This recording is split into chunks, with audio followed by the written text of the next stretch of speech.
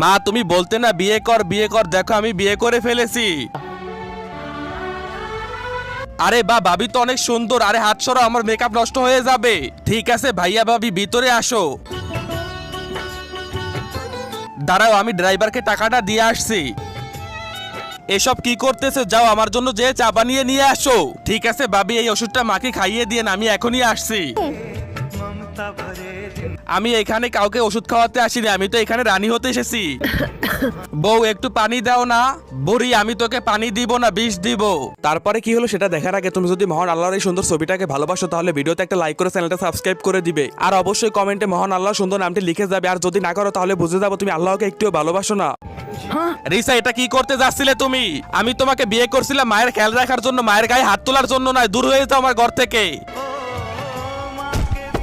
আমাকে ক্ষমা করে দিন, তোমাকে কোনো ক্ষমা করা হবে না।